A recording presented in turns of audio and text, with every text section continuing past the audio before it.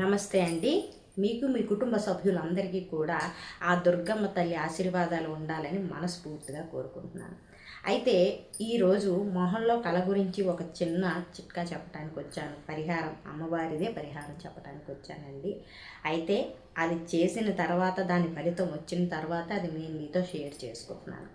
అదేంటంటేనండి, చాలామంది తెల్లగా ఉంటారు, అయినా మొహంలో కళాకాంతులు ఉండవు. కొంతమంది నలుపుగా ఉన్నా సరే చూడగానే మొహంలో కళ ఆకట్టుకుంటూ ఉంటుంది, మళ్ళీ మళ్ళీ చూడాలనిపిస్తూ ఉంటుంది. అలాంటి వాళ్ళని ఎలా ఉన్నా సరే కాసింత కుంకుమ బొట్టు పెట్టి చూడగానే మళ్ళీ చూడాలనిపించే రూపం ఏదైనా ఉందంటే అది అమ్మవారి రూపం. ఆ రూపాన్ని మనం ఎన్నిసార్లు చూసినా సరే మనకి తనివి తీరదు, అంతటి కళగా ఉంటుంది ఆ తల్లి రూపం. అలాంటి కళ మనకి కూడా కావాలి, అలాంటి రూపురేఖలు మనకి కూడా కావాలి, ఆ తల్లి మనకు కూడా అంత కళ అందించాలి అంటే ఒక చిన్న పరిష్కారం చేయాలి. అదేంటంటే, మన అందరికీ కూడా సుపరిచితమైన మంత్రం ఒకటి ఉంది. అదేంటంటే గాయత్రి మంత్రం. ఆ గాయత్రి మంత్రాన్ని మనం ఏం చేయాలంటేనండి, ఒక గ్లాసులోని నీళ్ళు తీసుకుంటాం. నీళ్ళు తీసుకున్న తర్వాత దాంట్లో కాస్త ఒక చిటికెడు పసుపు, కొంచెం కుంకుమ, అలాగే విభూది కూడా వేసి మనస్ఫూర్తిగా ఆ తల్లిని అందులోకి ధ్యానించండి.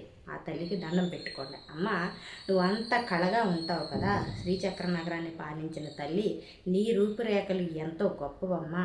అలాగే నీ మొహంలో ఉండే కాంతి నాకు కూడా కొంచెం కలిగించు తల్లి అని చెప్పేసి ఆ తల్లికి మనస్ఫూర్తిగా దండం పెట్టుకొని ఈ నీళ్ళని పట్టుకొని 108 సార్లు గాయత్రి మంత్రాన్ని చేయాలి. 108 సార్లు ఆ నీళ్లు పట్టుకొని గాయత్రి మంత్రం చేసిన తర్వాత అప్పుడు ఒక అద్దం తీసుకోండి.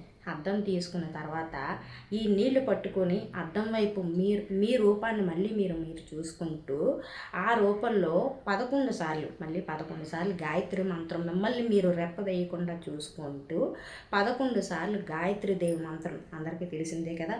ఓం భూర్భువస్వః తత్సవితుర్వరేణ్యం భర్గో దేవస్య ధీమహి ధియో యోనః ప్రచోదయాత్.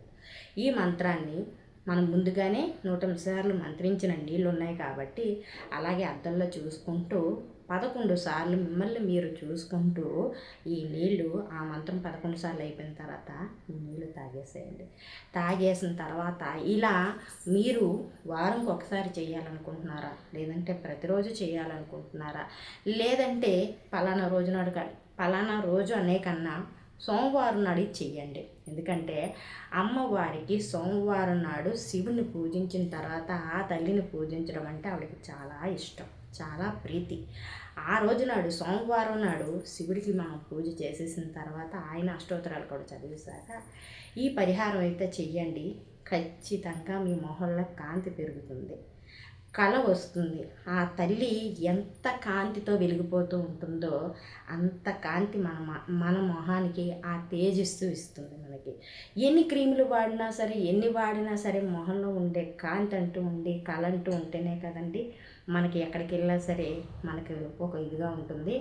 అలాగే ఆ తల్లి ఎంత కాంతిగా ఉంటుందో అంత కాంతి మనకి ఇస్తుంది, తప్పకుండా ఇస్తుంది.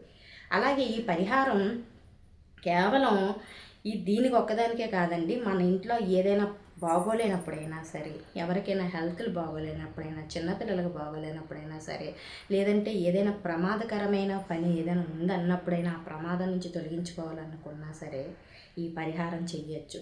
108 సార్లు ఆ తల్లిని ఆ నీళ్లతోటి కుంకుమ, పసుపు, విభూతి వేసి 108 సార్లు గాయత్రి మంత్రం చేసిన తర్వాత ఆ నీళ్లు తాగేసి శివయ్యకి అలాగే అమ్మవారికి కూడా ఇద్దరికి కూడా దండం పెట్టుకోండి. ఖచ్చితంగా కొన్ని రోజుల్లో మీ మొహంలో మీరు మార్పు చూస్తారు. ఇది నిజం. మీకు నచ్చితే, ఈ వీడియో నచ్చినట్టయితే ప్లీజ్ లైక్ చేయండి, షేర్ చేయండి, సబ్స్క్రైబ్ చేయండి. ఓం శ్రీమాత్రే నమః.